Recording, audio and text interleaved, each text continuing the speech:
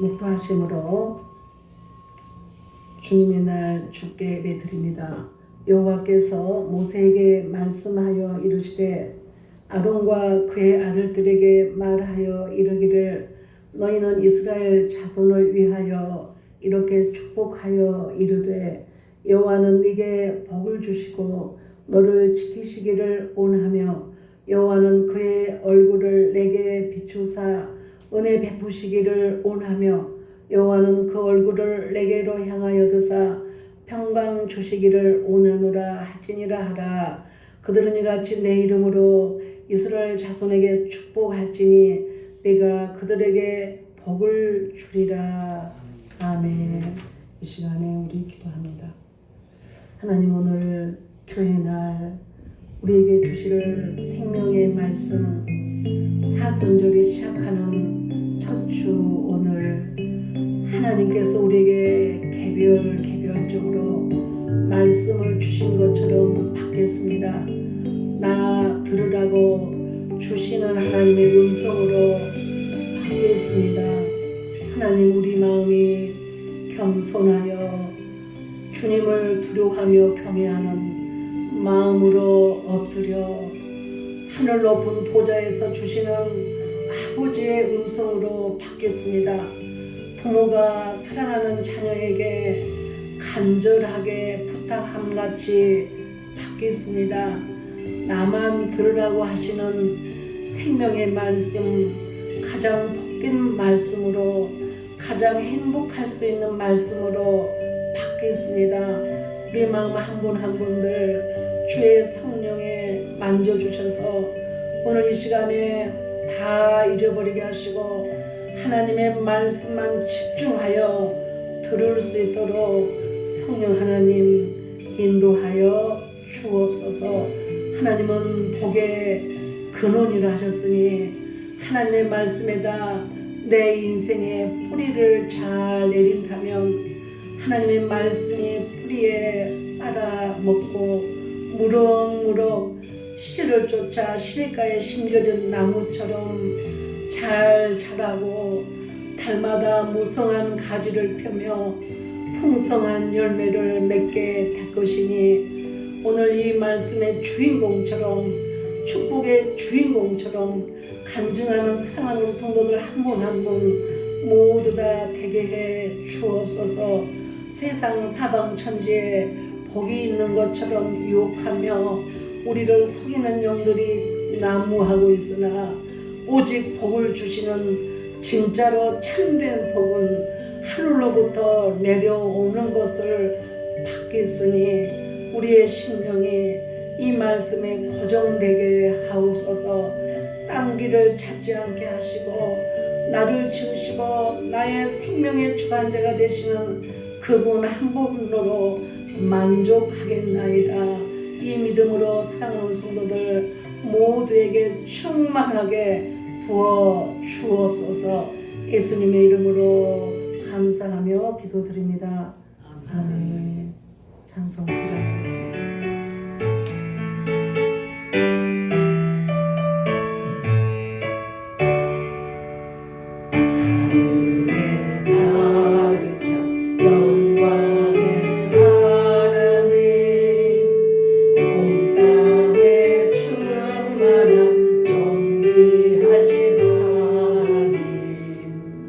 생명과 빛으로 지혜와 권능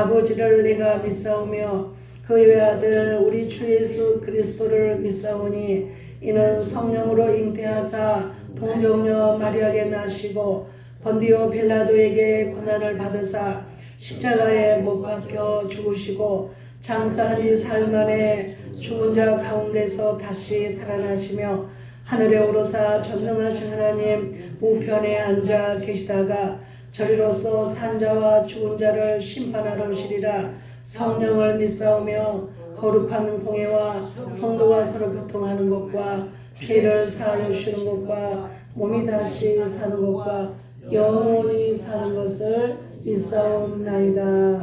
아멘.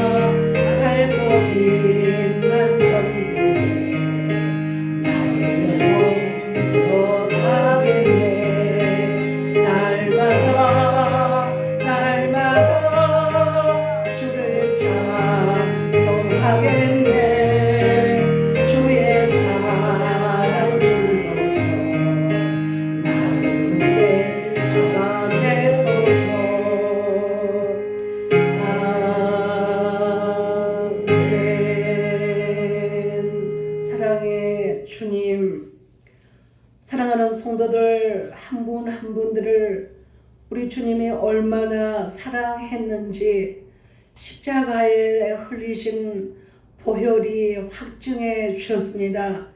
우리가 죄 진 대가를 우리가 받는 것이 마땅하나 우리가 그 죄값으로 치름을 받는다면 영영 지옥으로 떨어질 우리를 사랑하는 주님은 당신의 형상과 모양으로 지은 우리를 그냥 둘 수 없는 그 크신 사랑은 당신이 이 문제를 해결하기 위하여 죄 지은 우리를 살리려고 이 땅에 오셔서 우리와 친구가 되어주신 예수님. 그러므로 예수님은 공생애를 시작할 때에 병든 자들이 예수님 곁에 언제나 인산인해를 이루었고 연약하고 사회로부터 무시를 당하고 빈궁한 자, 아버지 왕따를 당한 자, 무시당한 자, 아버지 하나님 높은 권자에 있는 자가 아니고 하나님 쉽게 사람들에게 죄된 사람들이 예수님을 따랐으며 예수님의 말씀에 무릎을 꿇었으며 그들을 향하여 예수님은 당신이 누구인지를 증명해 내렸으며 하늘 아버지로 아들로 오신 것을 자중적으로 설명하시며 예수님이 머문 그 어느 곳에도 교회가 되었다고 하는 사실을 보면서 하나님 사순절을 이제 첫 주일을 맞이하면서 주님이 얼마나 우리를 사랑하셨기에 그 모진 죄값을 내가 치른 죄값을 예수님이 대신 짊어지시고 그 잔혹한 아버지 하나님의 포성줄에 묶이며 쓰러지며 십자가를 지시고 잔혹한 아버지 하나님의 못박음을 당하며 가시로 면류관을 찌르며 창자국으로 옆구리를 찌르며 손에 발에 대못을 박히는 비참하고 극심한 육체의 고통, 아버지여 혼적인 고통, 영적인 외로움을 그는 아버지여 무죄한 자이지만 억울하다 입을 열지 아니하였고 그 곤욕을 담당하셨던 십자가에 지신 예수님, 그 사랑이 결국 죄를 도말해 주셨으며 인류를 구원하는 제물이 되었다고 하는 사실을 얼마나 중대한 사랑인지 하나님 이번 금년 사순절을 통하여 그 사랑을 다시 되새김질하기를 원합니다. 얼마나 우리는 소중한 하나님의 존재인지 그 값을 치르고 다시 태어나게 한 피조물로 우리를 살게 하시려고 하나님께서 그 사랑을 베푸셨음을 아버지 하나님은 나를 사랑하신 예수님을 볼 수 있는 영의 눈과 귀를 열어주시는 복된 사순절이 되게 하여 주옵소서. 그런 거로 우리는 함부로 의미 없이 살아가는 존재가 아니요 값진 가장 보배롭고 가장 가치 있는 가장 생명길을 걷는 복을 받을 수밖에 없는 말씀에 메어가는 인생들로 사랑하는 우리 성도들 한 분 한 분을 주님께서 강권적으로 인도하여 주옵소서. 주님 앞에 어느 날 우리는 한 분도 빠짐없이 주님 앞에 설 때에 뭐라고 말할까? 주를 위하여 그 사랑을 아버지의 빚진 자로서의 갚는 삶을 이렇게 살았다고 고백할 수 있는 우리 성도들 모두 되게 역사하여 주옵소서. 오늘도 주시는 말씀이 나만 들으라고 준비한 아버지의 생명의 떡이 되게 하옵소서. 예수님의 이름으로 감사하며 기도드립니다. 아멘. 우리 선포 기도하겠습니다.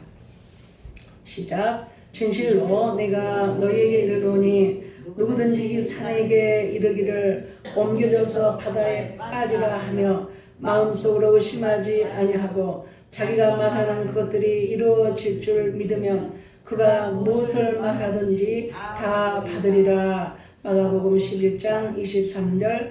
예수님의 이름으로 선포하라. 1. 엘림 교회의 주인은 예수 그리스도시니다. 엘림 교회는 성령 충만합니다. 엘림 교회는 하나님의 능력과 임재하심이 나타납니다. 엘림 교회는 치유와 회복의 역사가 나타납니다. 엘림 교회 성도들은 세상을 이기고 정복합니다. 엘림 교회 성도들은 복음을 증거하는 전도자입니다. 엘림 교회 성도들은 말씀과 기도의 용사들입니다. 엘림 교회는 300평의 성전, 300명의 교회로 성장합니다. 주님의 이름으로 기도드립니다. 아멘. 언제나 이 선포기도 할 때마다 두 가지로 여러분의 표정을 내가 읽습니다.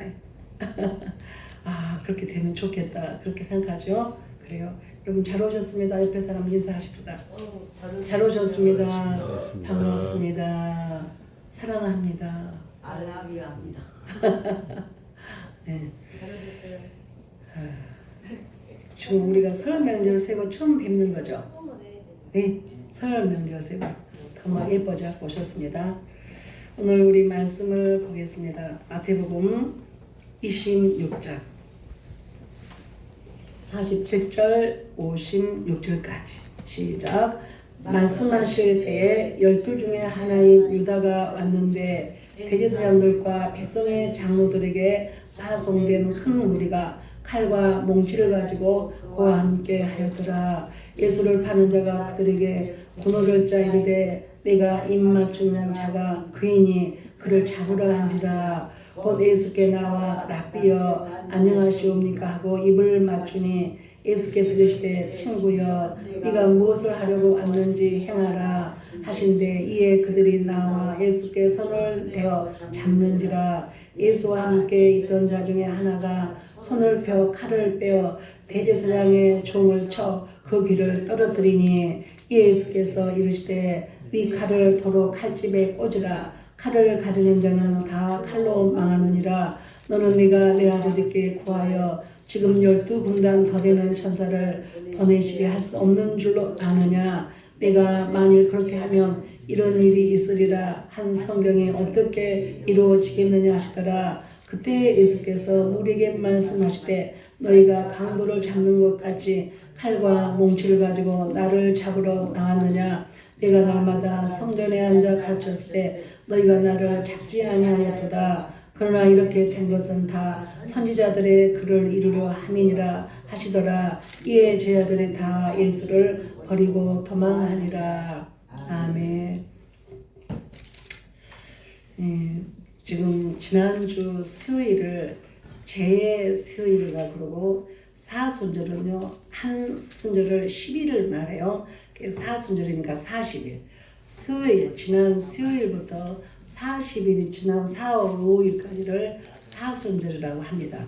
그리고 이제 4월 5일을 부활주일로 지키. 오늘 이 본문을 여러분이 잘 이해하시고 어째 해마다 성탄절을 지키고 부활절을 지키고 사순절을 지키는가 너무나 중요하기 때문에 그래요. 너무너무 중요한 사건이기 때문에 잊어버리지 않고 또 되새김질을 하라 하는 말씀으로 받으시면 좋겠습니다. 오늘 이 본문을 우리가 깊이 이해하기 위해서 당시에 정치적, 종교적 상황이 어떤 것인가는 굉장히 중요합니다. 오늘 이 본문은 예수님이 겟세마네 동산에서 체포되시는 장면을 둘러싼 시대적 배경을 네 가지 핵심으로 나누어서 은혜를 받도록 하겠습니다.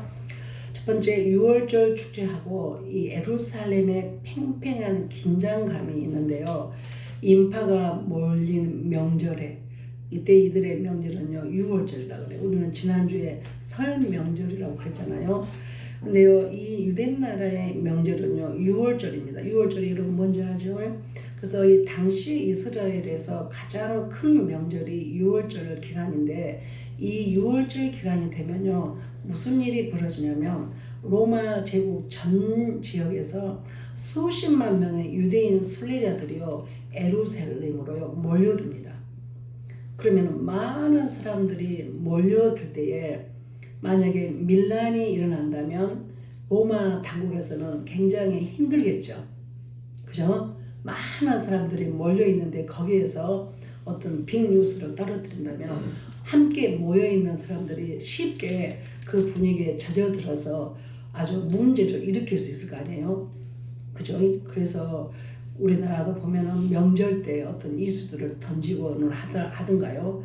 그래서 이 많은 수십만의 이 그 유대 6월절에 모여드는 이스라엘이 예루살렘에 있을 때에 이제 이 로마 당국은요 어떤 염려를 하고 있었냐 그러면 혹시 이때에 자기들이 그 나쁜 꿈꾸의 속을 실천하게 되면 예수를 죽이면 그 말이에요. 예수를 죽이는 일을 이 밀란이 많은 인파가 모여있을 이 시기에 아마 쉽게 이 군집이 돼가지고 큰 힘을 발휘해서 밀란이 일어나면 안 되지라고 하는 그런 분위기다 그 말이에요.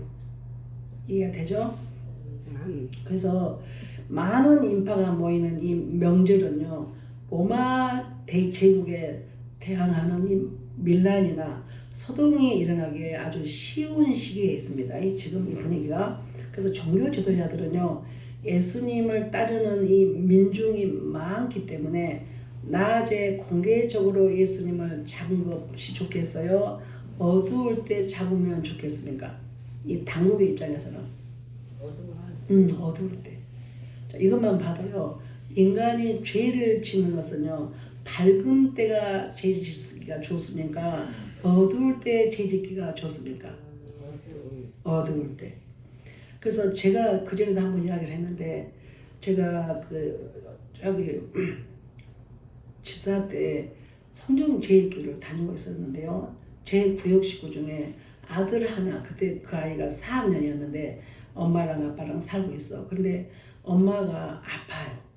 근데 어떻게 아프냐 그러면 그 4학년 남자아이가 너무 잘생기고 착해. 아침에 일어나면 엄마가 밥을 해서 아들한테 먹여야 되는데 아들 하나 있었거든요. 4학년짜리. 근데 엄마가 아프니까 못 일어나. 그러니까 이 어린아이가 밥을 해서 먹고 있으면 먹고 없으면 못 먹고 학교 가는 이런 안타까운 상황에 있는 것을 제 구역 식구 중에 그분이 있어가지고 제가 어느 날 거기를 신방을 갔어요. 봤는데 어떻게 살고 있냐 그러면 어떻게 그런 집이 있을까 할 정도로 남루한 집이었는데 문을 딱 열니까 부엌이에요. 그때 이 부엌이 연탄되는 부엌이었던 것 같아요. 내 기억으로. 그리고는 거기를 받고 올라가면 문이 있어. 그 문을 열고 들어가 봤더니 나하신데요. 캄캄한 어둠인 거예요. 그 방이. 그리고 봤더니 어디 빛이 하나도 안 들었는데 문이 여기 들어가는 통로 쪽에 창이 있었는데 이 엄마가 거기를 까만 커튼으로 이렇게 쳐놨더라고요. 그러니까 이 한쪽은 그래도 농이 있고 방 한 칸이었어. 이쪽에는 이제 병이고 여기는 부엌이니까 창 쪽에다가 커튼을 쳐놓으니까 완전히 집안이 어떤 색깔? 검정색으로 되어 있는 거예요. 낮에. 그리고는 엄마가 누워 계시는 거예요. 근데 사람이 참 좋아. 엄마가 참 좋은데 어떤 상태냐 그랬더니 정신적으로 아픈 분이에요. 그러니까 이제 그 아이가 너무너무 짠했죠. 지금도 그 생각나는데 그때 제가 이 상황을 보고 돌아오면서 무엇을 느꼈냐 그러면 저렇게 정신적으로 연약한 사람은 어두움을 어쩐다? 좋아하는구나. 그래서 여러분들 속에 혹시 나는 비가 오는 날 좋아, 나는 구름이 끼는 날이 좋아 그러면요 햇빛을 좋아하는 것이 옳은 겁니다. 좋아해? 그것은 이제 다른 또 정서적인 면도 있는데 보편적으로 나는 좀 스산한 것이 좋다. 나는 막 낙엽이 막 펄럭이면 왠지 막 그런 날이 좋다.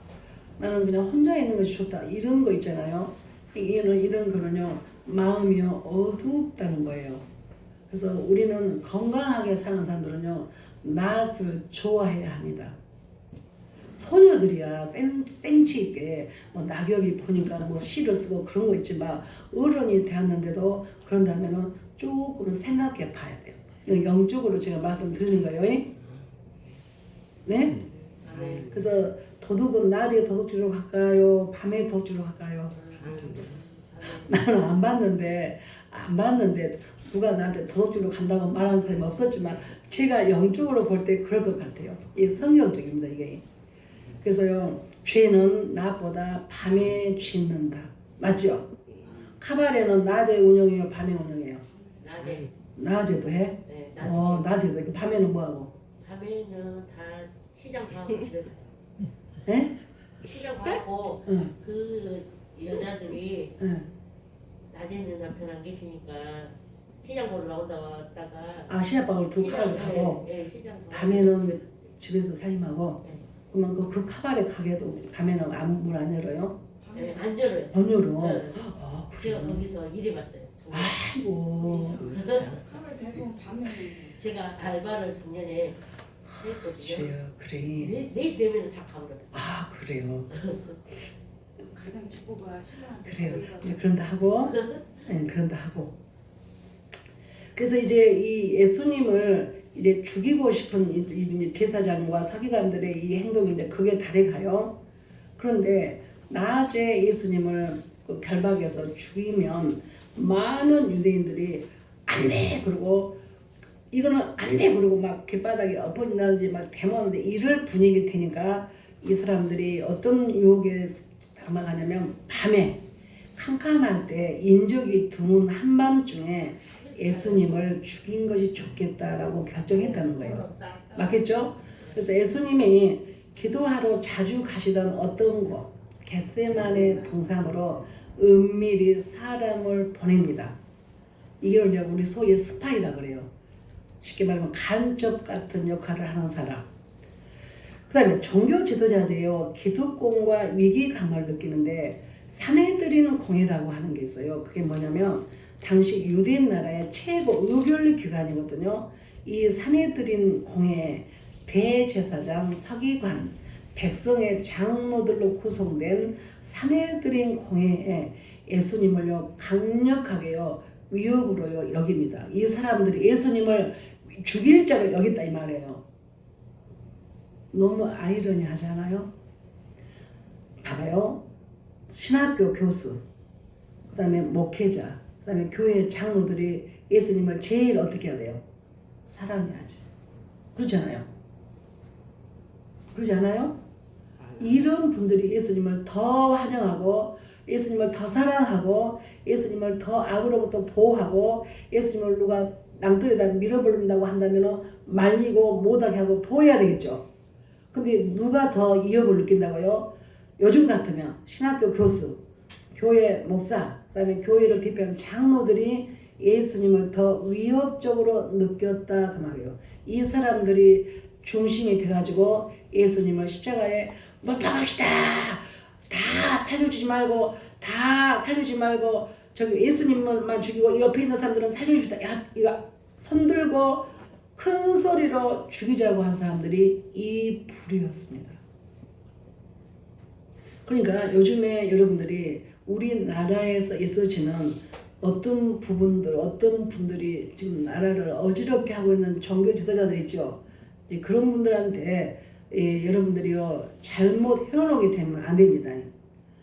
하나님의 나라는요 지속적으로 유지됩니다. 하나님의 나라는요 어떤 개인의 세력에요 방해받지 않습니다.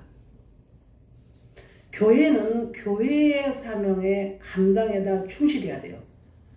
교회가 교회되지 못하고 유혹과 미혹을 받게 되면 정치에 관여하게 됩니다. 이 세 부류들은요 로마 정부와 결탁되어 있습니다. 무엇 때문에 그랬을까요? 이 사람들에게 무엇이 좋길래 로마 정부하고 결탁하여서 이런 현상으로 끌고 갔을까요? 여러분이 수준을 생각하면 자기들에게 좋은 일이 있으니까 했겠죠. 그러지 않아요. 내가 이 로마 정부하고 손을 잡고 로마 정부가 원하는 것을 내가 하면 이 종교성으로 내가 이 로마의 정부에 협조를 하면 나는 더 배부를 거야. 맞아요, 틀려요? 또 어떤 돈을 또 준다든지 어떤 권력을 나에게 유익을 주는 것에 미혹의 영에 넘어가면 자기가 어떤 자리에 있어야 하는지에 대해서 망각하고요. 세상 유혹에 넘어가서 육신의 유혹에 넘어가서요. 그 길로 갑니다. 그래서 여러분들이 이해하기 어렵다면 이 사건을 여러분이 바로 인식하면요. 답이 나옵니다. 제가 전도 현장에 가서 보니까 이런 것들을요. 몇 사람에게 들었거든요. 예수 믿으시냐? 그랬더니 자기 옛날에 예수 믿었대야. 그럼 지금은 안 믿었다고 말이죠. 옛날에 믿었다고만 지금 안 믿었다고 말이에요. 물어볼 필요가 없어요. 어째서 그렇게 쉬고 계시냐고 하니까 그분이 대답을 합니다. 내가 누구를 보니까 예수 안 믿고 있다고. 그렇게 보면 안 되거든요. 예수님만 봐야 돼. 예수님만 봐야 되는데 잘못된 믿음의 인격체를 보면요. 그와 같은 이야기를 하게 되는데요. 결국은요. 나만 손해거든요. 우리 주님은요. 사람 보고 예수 믿으란 말 한 적이 없거든요. 우리의 믿음의 대상은 누구뿐이에요? 예수님 뿐입니다. 우리는 저나 여러분이나 거의 그냥 도토리 키재기일 뿐이에요. 전부 다 우리는 허물 있고 전부 다 연약함이 있고 부족합니다. 그래서 우리는 서로 허물을 덮어주고 서로 격려해주고 서로 밀어주고 끌어주고 가야 할 공동체여야 합니다. 판단하고 정죄하면요. 제가 굉장히 마음이 아파요. 여러분이 말 안 해줘도 괜찮아.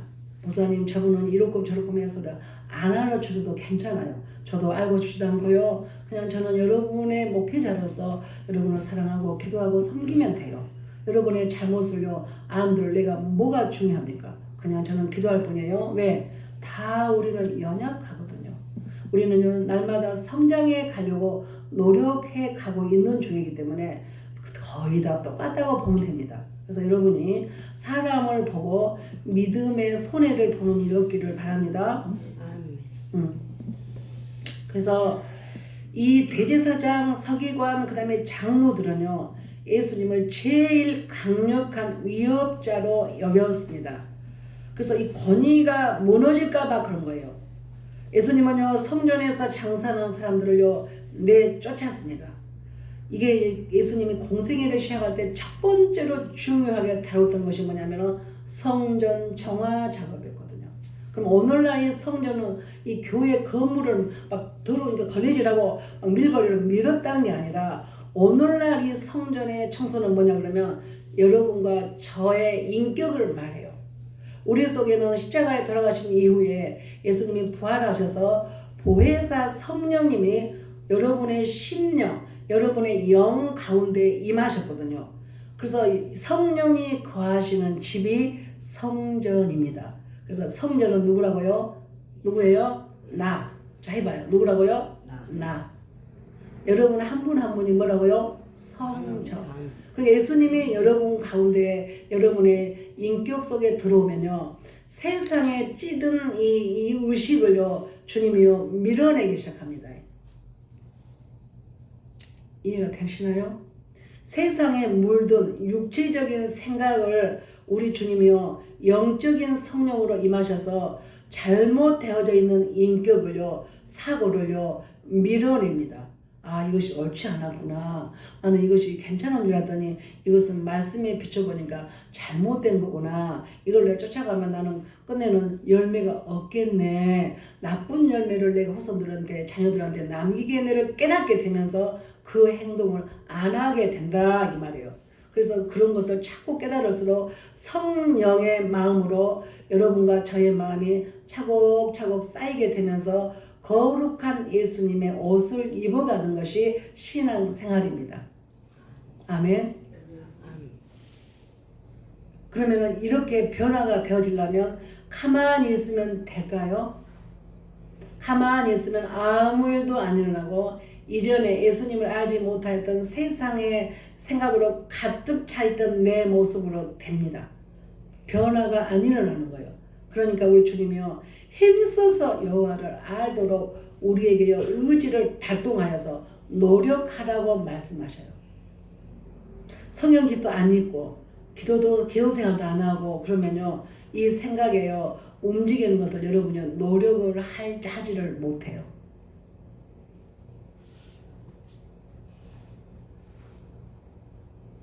그러면은 거기에 대한 이 열매는요 사실은요 있다고 볼 수가 없다는 거예요. 그래서 이 불교에 다니는 분들이 어제 어떤 분이요 전도글에다 이렇게 올려놨어요. 77세 먹은 주유소의 사장을 만났는데 이분은 절에다가 매월 첫날에 떡시루를 해가지고 갖다가 절에다가 바치고 3천만 원도 거기다 드리고 많은 금액을 절에다가 갖다 준다라고 했대요. 그런데 이번에 아주 위험한 조금 10cm만 좀 잘못했더라면 그 자리에서 죽을 큰 교통사고를 났대요. 그러면서 이제 결국 예수님을 영접했다고 하는 사실을 올려놨더라고요. 근데요 생명의 근원 우리 코에다가 주신 성령 생명을 여러분과 저의 코에다가 넣었다가 어느 날 기한이 차면 이 넣어준 생명을 거두는 것을 성경은요 죽음이라고 말해요. 아무리 안 갈라 그래도요 주님이요 이제 내가 가져갈란다 그러면 거기서 우리는 죽음을 맞게 됩니다. 근데 여기서 우리는요 착각을 늘 해요. 나는 지금 젊고 나는 지금 아픈 데도 없고 그러니까 나는 아마도 100살까지는 더 살 거야. 근데 우리는 한치 앞을 모르는 겁니다. 그 종교 지도자들이요 이 기득권을 포기하지 않으려고 위협을 느끼는 대상이요 예수님이셨습니다. 종교 지도자들이 위선적인 모습을요 예수님이요 신랄하게 비판합니다. 백성들의 마음이 자신들이 아닌 예수님께로 향하자 그들은요 종교적 권력과 기득권을 지키기 위해서요 예수님을요 어떻게 해요? 사형에 처하고 싶은 겁니다. 자기들을 막 따르고 잘해 아 우리 지사장님 우리 서기관님 우리 장로님이 최고예요 막 인사를 인해야 되는데 아 예수님에게 많은 사람들이 인사를 인해를 이루면서요 예수님을 추종하네. 그냥 자기들이 이겨버리겠다 이 말이에요. 기득권이 포기 안 하고 싶은데 자기들을 안 좋아하고 이 좀뜨기 같은 이 히브리인 예수라고 하는 이 청년을 너무 막 사람들이 좋아하는 거예요. 막. 그러니까 그 대상에게 시기와 질투를 느끼고 이 사람은 어떻게 하고 있다고요? 죽여버리고 싶어. 그 사람이 누군데요? 예수님은. 근데 이 대상자들은요 예수님이 이런 분이라고 가르쳤던 분들이잖아요. 소위 지도자들이잖아요. 그래서 교회가 지도자가 무너지면요 세상 끝나면요 점점 빠른 속도로요 주님이 이 땅에 오실 겁니다. 예수님을 잡으러 온 큰 이 무리의 정체는 47절 한번 봐볼까요? 말씀하실 때 12 중에 하나인 유다가 왔는데 대제사장들과 백성의 장로들에게 파송된 큰 무리가 무엇을? 칼과 몽치를 가지고 그와 함께 하였다. 이 유다는요 12명의 제자 중에 한 사람입니다.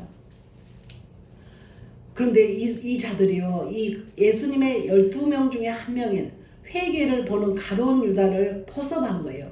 그러니까 쉽게 말하면 미혹의 영으로 들어왔다 그 말이에요. 쉽게 표현하면 뱀의 정체를 가지고 들어왔다.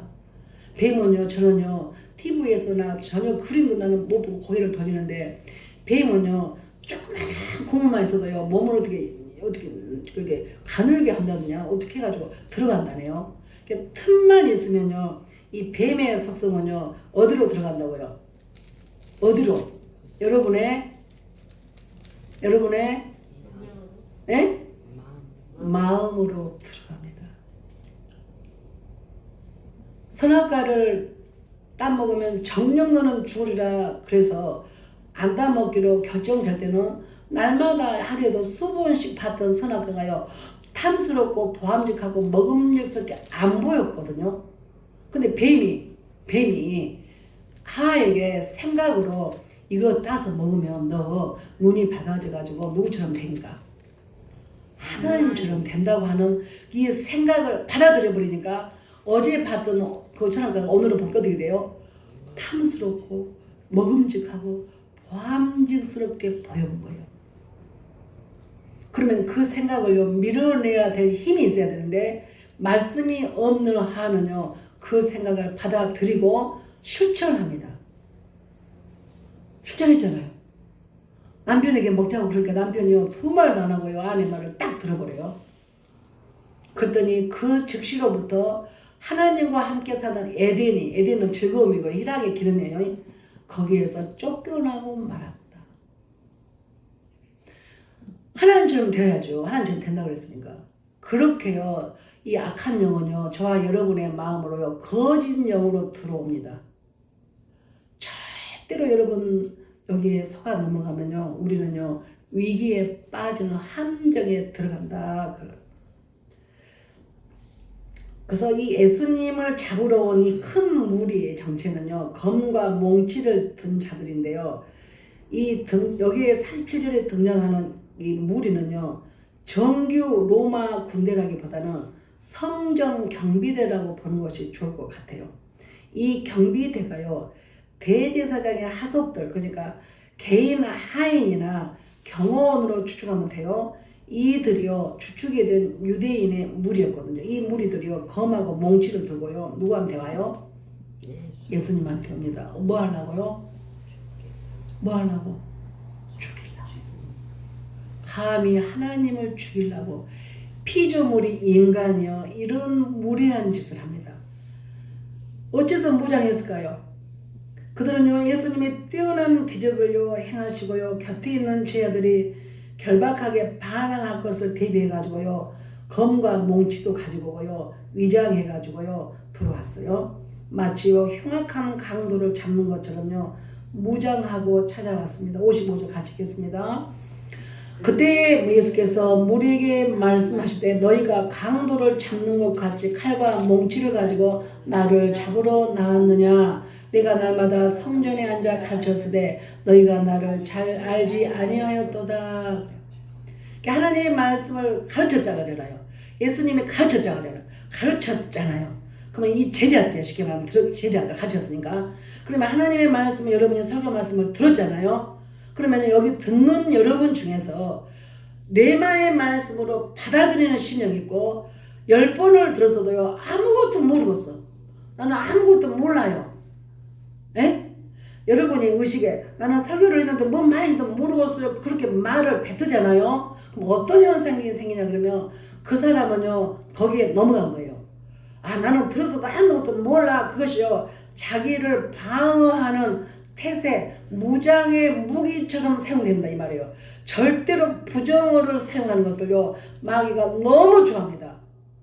나는 조금은 알아먹겠는데 그 다음에 모르겠다 그러면 집에 가서 성경을 들여다볼 수 있어야 돼요. 그래야지 나는 뭔 말인지를 모르겠어요. 그러면요 마귀가요 그거를요 꽉 잡고요 어떤 복받을 일을 할 때에 너 모르겠잖아. 그때도 너 아무것도 모른다고 말했잖아. 이걸 해피거든요. 이렇게 우리를요 속여갑니다. 하나님은요 부정, 불평, 원망 너무 싫어요. 왜냐하면 이 속성은요 하나님으로부터 오는 성품이 아니기 때문에 그럽니다. 그래서 이들이요 마치 예수님을요 강도를 잡는 것처럼 무장하고 칼과 몽치를 가지고요 예수님한테 옵니다. 찾아왔습니다. 제자들이 메시아에 대하여서 오해하도록 정치적 군사적 메시아에 대해서 기대를 하는 이 당시 유대인들과 제자들은요 메시아가 오시면 강력한 힘으로 로마 제국을 몰아내고 이스라엘을 독립시킬 힘 있는 왕이 되실 거라고 굳게 믿고 있었습니다. 이 사람이 누구? 예수님이 그렇게 되어줬으면 좋겠네 라고 기대했다 그 말이에요. 왜? 예수님은 무슨 일이든지 보면요 말씀대로 해버리네. 들판에서도요 오병에 갖다 주니까요 그런 거 갖고 3,000명도 먹이고도 12바구니가 남는 막 상상할 수 없는 막 기적도 이적도 그 다음에 네 제사를 받았느니라 그랬더니 중풍병자가 걸어서 가본다든지 그 다음에 장모가 열병을 누는데 일어나서 정상으로 배운다든지 죽은 자를 살려내버리고 없는 것도 막 있게 하고 예수님 입에서 나온 말씀대로 다 이루어져 버리네. 그러니 이 사람이 왕 됐으면 좋겠네. 이 사람이 우리나라 대통령 되면 로마로 앞뒤로부터 우리나라가 해방되겠네. 이 사람이 왕 되면 우리 가난도 다 해결해 주시겠네. 이 생각을 했단 말이에요. 틀린 거예요? 옳은 거예요?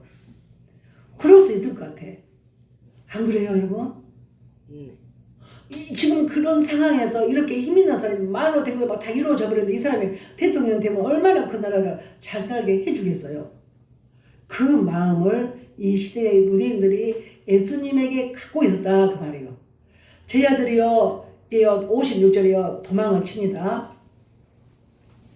자 56절 한번 봐볼까요? 56절 그러나 이렇게 된 것은 다 선지자들의 글을 이루려 함이니라 하시더라. 이제 제자들이 다 예수를 버리고 도망하니라.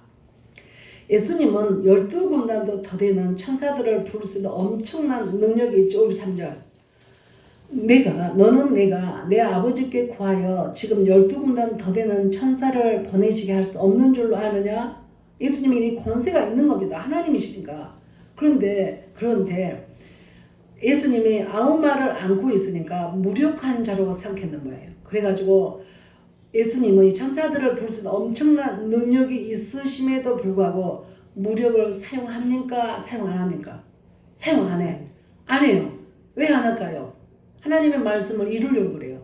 만약에 이들을 내쳐버리고 하나님 이들을 전부 다 칼로 내리쳐서 여기서 그냥 죽게 요셉은 그렇게 됐을 거예요. 아니요 하나님 이들을요 이 나쁜 사람들이니까 땅을 딱 갈라가지고 땅을 딱 묻어버렸어요. 그러면 했을지도 몰라. 하나님 말씀대로 되니까. 근데요 예수님은 하나님이시잖아요. 말씀대로 구약의 애언대로 성취가 되어져야 돼.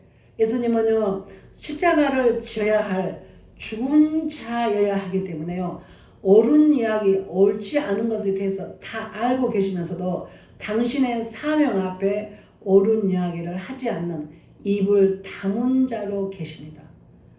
그래서 우리가 신앙생활 하는 가운데 이것도 불평스럽고 저것도 마음에 안 들고 이것도 마음에 안 들고 이 사람도 꼬매기 싫고 저 사람도 꼬매기 싫고 그러면요 아직도 내 의지가 살아서 펄떡펄떡 하고 있다라고 봐야 됩니다. 죽은 자는 내 자가 죽은 자는요 말이 없는 거예요. 이게 더 무서운 믿음이거든요. 더 강한 믿음이거든요. 그래서 이 예수님은 12군단도 더 되는 천사들을 부릴 수 있는 능력이 있음에도 불구하고 사용하지 않고 순순히 체포당합니다. 철저히 무력하게 끌려가시는 모습은요 제자들의 기대와 온전히 달랐습니다. 예수님이 끌려가지 않기를 바랬어요. 제자들은 강한 힘을 발휘하면서 대통령이 되었으면 좋겠다고 생각했다니까요.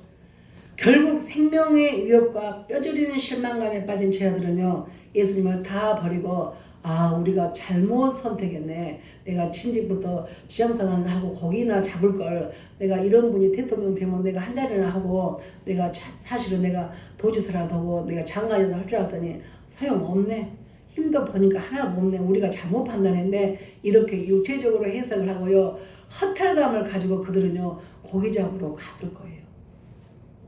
내가 예수 믿어도 소용없다. 내가 그렇게 내가 헌신하고 내가 그렇게 기도하고 내가 헌신했는데도 내가 보니까 아무 소용없네. 교회 다닐 필요도 없네. 아니 교회 다니다 보니까 더 우한이 오네. 이렇게 생각을 해석을 하고요. 교회를 그만두고 가는 사람하고 똑같다 그 말입니다.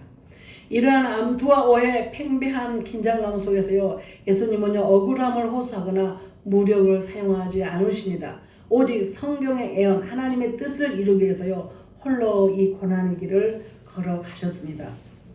유다는요. 어떤 사람이냐. 위선과 예수님의 권위 속에서요. 이 종교적으로 포장된 이 유다의 이선을 보면요. 어떻게 하냐면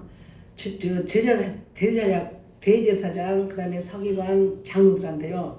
그들은 지금 예수님이 누군지 잘 모르니까 많은 인상이 돼 있으니까 유다가 더 잘하잖아. 예수님이 같은 제자라 했으니까 내가 입 맞추면 당신들이요 그 자를 죽일 예수라고 알고 딱 몽치하고 뭐 칼을 가지고 묶든가 죽이든가 하세요. 좀 이렇게 했다 이 말이에요.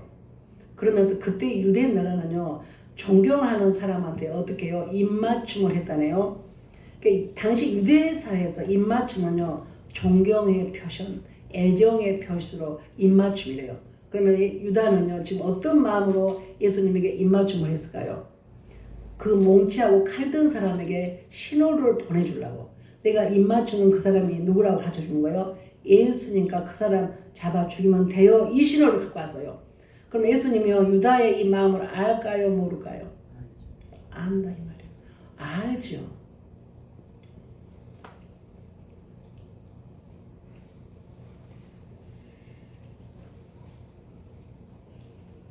자 50절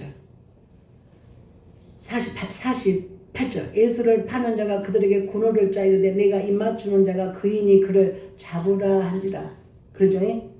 내가 입맞추면 그 사람인 줄 알고 잡아서 칼을 쓰고 몽치를 쐬고 그랬어요. 49절 곧 예수께 나와 라삐여 안녕하시옵니까 하고 입을 맞추니 이 유다의 흉악한 이 위선을요 예수님이 어떻게 하나 봐. 50절 예수께서 이르시되 친구여 네가 무엇을 하려고 왔는지 행하라 하신대 이에 그들이 나와 예수께 손을 대어 잡는지라. 예수님은요 유다가요 흉악한 위선과 돈에 홀려가지고 예수님한테 이런 짓을 한 것을 알고요 그때라도 이가 회개하기를 기다리고 계셨습니다. 친구여 그래요. 친구여 네가 뭐 하려고 하는지 행하라. 안다 이 말. 예수님이 다 알아.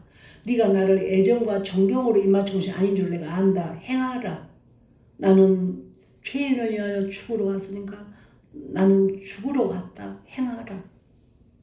그러니까 예수님은요 죽으러 오셨으니까 죽어야 합니다. 근데 어쩌면 유다가 12명의 제자 중에 신임받았던 유다가 이 불의의 도구로 사용될까? 저는요 이 말씀 없어 이것이 너무 아팠어요 마음이. 내부 고발자 무섭죠. 남도 아니고 김정은도 아니고 12명 선택된 제자 중에 그것도 신임받았던 회계 장부를 받고 있는 유다가 얼마나 이 돈에 대한 이 물질에 대한 탐욕의 영이요 사람을 무섭게 죄를 짓는가 저는 봐요. 네가 나한테 입맞추면 내가 말이야 유다야 너 내가 장관 하나 줄게. 그보다 더 중요한 건 내가 돈 줄게 그랬어요. 은 30세기라고요 예수님과 입맞춤으로요 그 대가를 사인했어요. 그래서 우리는 아픔 중에 제일 아픈 건요 배신이거든요. 배신 이전에요 신뢰했다는 거예요. 신뢰를요 배신으로요 갚는 사람은요 절대로 잘 되지 않습니다. 하나님은요 가장 중요하게 복받을 그릇을요 선한 마음이에요. 마음이 깨끗한, 마음이 복 받을 수밖에 없는 그 마음. 봐요. 가룟 유다가 은 30세기를 받았어요. 이 사람들한테. 그러면 그거 가지고 뭐 해야 될까요? 그 돈을 어디다 쓰면 좋을까요? 유다는. 그 좋은 돈을 받았어요. 자, 그 돈을 받아서 유다가 어떻게 쓰면 그가 행복할까요? 사람은 다 행복하게 이루네. 이론도 써보지 못하고요. 양심의 가책에 견딜 수가 없고 목매달아서요 죽었습니다. 자살했어요. 자, 성경에 이 배신자가 그 배신을 할 수밖에 없는 그 유혹에 그가 행복했던가 또 한 사람을 찾아봤어요. 여러분 다윗 아죠? 다윗은요, 다윗이 지은 죄의 대가를요 자식들에게요 갚음을 받습니다. 압살롬이요 다윗 아버지에게요 쿠데타를 일으켜요. 다윗에게 아히도벨이라고 하는 사람이 있었는데요. 이 아히도벨은요 다윗에게요 아주 충성한 사람이었어요. 지혜자 그러면요 성경에요 솔로몬을 꼽는데요. 솔로몬보다 더 지혜로운 자가요 성경에 보니까요 아히도벨이에요. 하나님께서요 사무엘하 15장 31절 아히도벨의 모략을 어리석게 하옵소서 하고 다윗이 기도를 하는데 어떻게 했냐면 쿠데타를 일으킨 아들 압살롬에게요 이 아히도벨이요 옮겨가버려. 마음을 옮겨가버려. 다윗 아버지에게 아주 모사였던 이 능력자가요 지혜자가 쿠데타를 일으키는 다윗의 아버지 아들인 압살롬에게 마음을 옮겨가요. 그럼 다윗의 이 아픔은요 말로 할 수 없는데 평소에 이 다윗에게요 아히도벨은요 아주 모사를 특출나게 했던 이 사람이에요. 근데 다윗에게 압살롬에게 갔다는 사실을 알고 다윗이 기도합니다. 하나님 아버지, 아히도벨의 모략을 어리석게 하옵소서라고 기도해요. 그랬는데요, 이 압살롬에게 보내진 아히도벨의 모략을요 방해하도록요 다윗이요 후세라고 하는 사람을요 아들 압살롬에게 보냅니다. 근데 너무너무 신기한 일이 어떻게 벌어졌냐면 아히도벨하고 후세하고 두 사람이요 각각 다른 모략을요 압살롬에게 말하는데 압살롬이 당신이 나가지고 다윗과 다윗 군대를 죽여버리세요. 이 소리를 아히도벨이 해. 그러면은 내가 지금 그 압살롬의 쿠데타의 그 군인들이 볼 때는 아히도벨이 적군인 아버지니까 아버지를 지금 죽이려고 쿠데타를 일으켰는데 아들인 압살롬이 아히도벨의 모략을 받아서 직접 죽였다며 압살롬의 군인들이요 압살롬을 어떻게 보겠어요? 와 우리 압살롬 최고 다윗 왕을 죽여버리는 사람 아들이지만 압살롬이 최고야 라고 환영받겠죠. 더 좋은 모략이잖아요. 아히도벨의 모략으로 보면 그죠? 근데 후세는요 뭐라고 압살롬에게 후견을 하냐 그러면 아니요 지금 가서 죽이면 안 됩니다. 지금은 다윗을 죽일 때가 아닙니다. 기다리세요 그랬는데 이 말을 압살롬이 받아들여. 왜 그랬냐? 다윗을 하나님이요 죄를 엄청나게 지었잖아요. 살인죄와 그다음에 간음죄를 지었지만 이 지은 죄의 대가를 지금 받는 거예요. 그런데 다윗은요 회개를 했어요. 회개한 다윗을요 주님이요 편에 서서 일을 하셔요. 만약에 아히도벨의 계략을 모략을 압살롬이 받아들였으면요 그때요 다윗과 그 군대는 다 죽었어. 근데요 지금은 다윗을 죽일 때가 아닙니다. 기다리세요 하는 후세의 말을 압살롬 아들이 받아들여가지고 다윗이 살단 말이에요. 왜 살았냐? 하나님의 개입이라고 봐야 돼요. 그때 이미 다윗은요 회개했거든요. 자 회개는 왜 회개를 이 땅에서 해야 되냐? 회개를 안 하고 그대로 살면요 그 사람은 죽을 때 심판을 받게 돼. 당연히 지옥 가요. 근데 땅에서 회개를 하고 회개를 한 것은요 이 땅에서 지은 죄의 대가는 내가 받지만 하나님 앞에서는 정죄 안 받아. 회개했으니까. 이해가 되시나요? 그래서 이렇게 중요한 거예요 회개는. 근데 다윗은요 끔찍한 간음죄와 살인죄를 지었지만 해결을 했어요. 그러나 왜 이렇게 압살롬으로부터 쿠데타를 당하고 기가 막힌 맨발로 예루살렘 궁을 떠나야만 했냐? 지은 데에 대한 대가를 치러야 하는 하나님의 공의 앞에서 우리는 평등하거든요. 그래서 우리가 죄를 짓는 것을 그렇게도 두려워해야 할 일입니다. 그러면 아까 다윗의 예수님에게 30은 30세기를 가지고 유다는요 그 끔찍한 불의의 도구를 사용해서 그 돈 1원도 써보지 못하고 자살했어요. 여기 보면 아이도벨은요 어떻게 했냐? 열왕기상 4장 33절을 보면요 4장 34절 보면은 이 아이도벨은요 사람이 하나님께 물어서 받은 말씀과 같은 것이라 할 만큼요 아이도벨이 지혜로웠어요. 그런데 이렇게요 배신자의 압살롬 편에서요 이 마음이 배신하게 되니까 또 여기서도요 그는요 괴로워서요 5km나 6km 되는 예루살렘에 떨어진 곳에 가서요 자살합니다. 이해가 되시죠? 의리를 저버리고 나의 유익을 쫓아서 내 은인인 사람을 헌신자처럼 짓밟아버리고 나 배부르는 쪽으로 유혹으로 손을 잡았다면요 그 마음을 하나님 보시고요 행복하지 못한 것이요 성경에가 많이 나와 있습니다. 그래서 우리는요 나에게 손해가 오는 것을 선택할지언정 우리는요 신의를 저버리지 말고 나를 도왔던 그 은혜를 저버리지 않고 내가 손해를 보는 쪽을 선택했다면요 그 사람은요 반드시 주님이요 복되게 하십니다. 남의 마음을 아프게 하고요 잘 되는 걸 여러분 보셨습니까? 세상 말도요 선한 뒤끝은 있고 악한 뒤끝은 어쩐다? 없단다 그래요.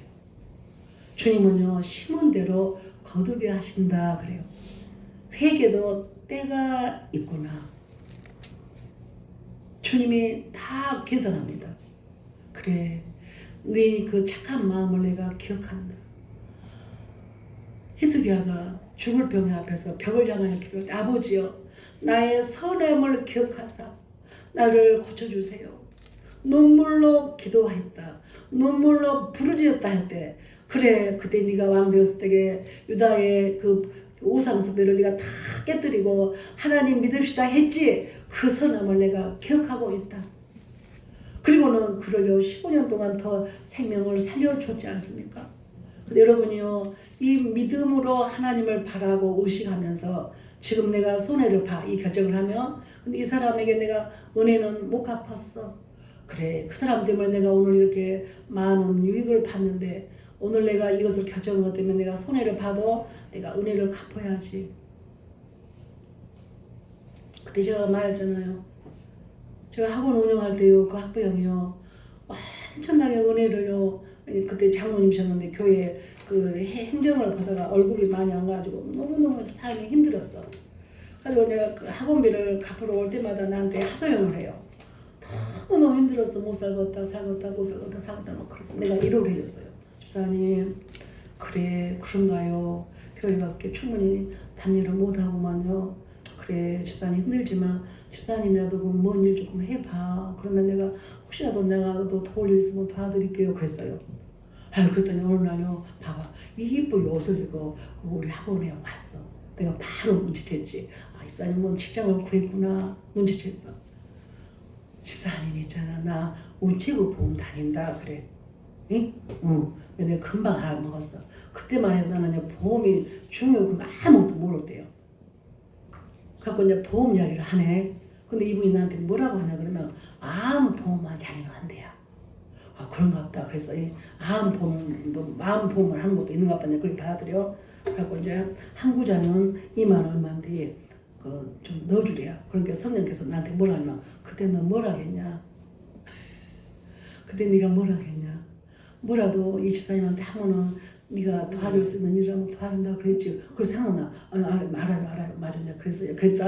그랬더니 한 구자에 2만 6천 원만 자꾸 그랬어. 3만 원도 못 넘어. 그냥 넣어줬어.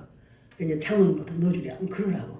아니 그거 2개 해봤자 5만 원도 못 넣네. 내가 그때 돈을 잘 벌고 있었잖아요. 넣었어. 그러더니 이분이 이래. 근데 있잖아 집사님 여자들은 2구자를 넣대 그래.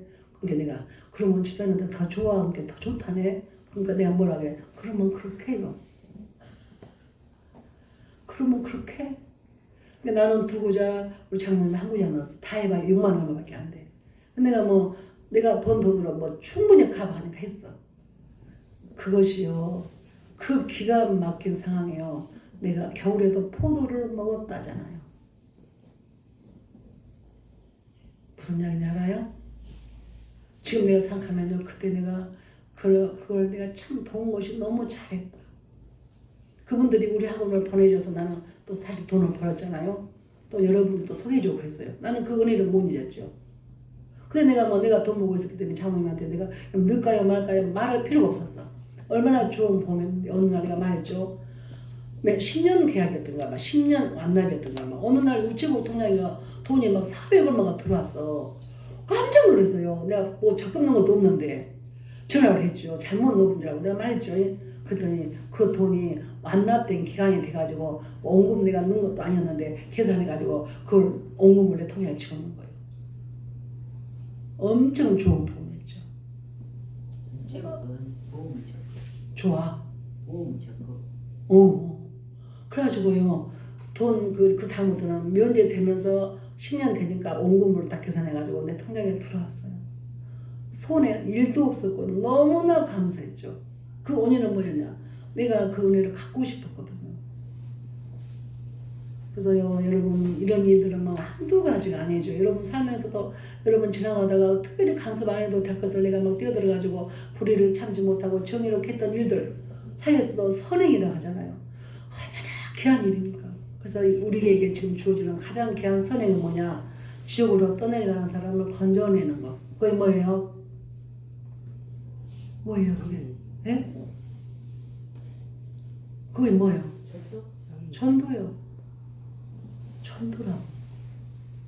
당장 열매가 없어도요. 그 선함을 늘 실천하는 사람하고 아무런 상관도 없이 사는 사람하고 어찌 같겠는가. 기도합니다. 아버지, 잠깐 오늘 유다가 예수님 앞에 인정받아 12명으로 부르신 제자 중에 등자고 또 그는 얼마나 신뢰를 예수님이 하셨는지 도움께를 맡은 자 유다입니다. 사람은 얼마나 살아가면서 당연히 물질 필요하고 또한 물질은 일만하게 뿌리라 하였거늘 어찌 틀린 말이 아닙니다. 사람들이 살아가는데 이 물질의 유혹은 어떤 누구도 흔들고 어떤 누구라도 믿음을 빼앗아갈 수 있는 통로가 이 물질인 것을 오늘도 성경 우리에 가르치고 교훈합니다. 은삼십냥 가지고 예수님이 누군지도 알지 못하고 예수님이 얼마나 많은 설교를 했으며 자신이 하나님의 아들로 이 땅에 왔으며 하나님은 죄인을 살리러 왔으며 죄인들을 위하여 친구로 왔으며 불우한 사람들에게 천국을 주시려고 질병도 치료하시고 인산인해를 이루는 그들 앞에 예수님은 하늘의 아들로서 권세와 권능과 축복과 권세를 다 동원하여서 인간의 죄로 인한 탐욕으로 인한 우상으로 인한 아픔들을 다 해결해 주시면서 날마다 동고동락했던 가룟 유다.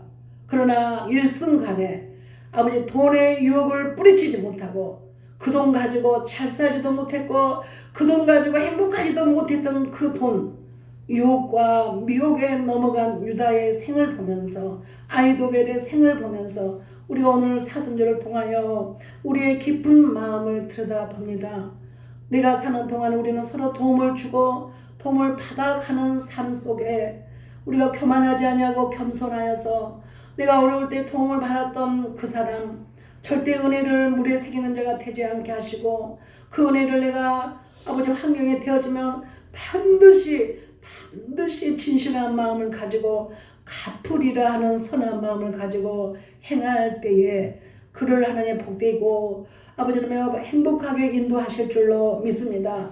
남의 마음 아프게 남의 눈에 피눈물 나게 했던 아버지 아이도벨과 유다의 삶은 어쩌면 똑같이 판박이처럼 그 돈 써보지도 못하고 그 권력 앉아보지도 못한 채 얼마나 그 유혹이 인간의 마음을 흔들며 괴롭게 했던지 아버지는 지옥불에 던져버리는 자살 행위를 했던 그 두 사람을 보면서 우리가 순간 세상 것에 내 마음 팔려서 세상 것에 내 마음을 버리고 하나님을 버리고 등지며 하나님 앞에 원망하며 뛰어넘지 못한 믿음 가지고 그렇게 좋으신 예수님을 값없이 여기고 마음에 예수님 두기를 싫어한다면 그 틈을 타고 악한 영과 미혹과 유혹의 영들은 틈만 있으면 들어와서 우리 생각을 흔들며 뿌리째 뽑아내며 지옥불로 던질 그 길로 우리를 인도할 건데 우리 사랑하는 성도들 한 분도 함정에 빠지지 않게 하시고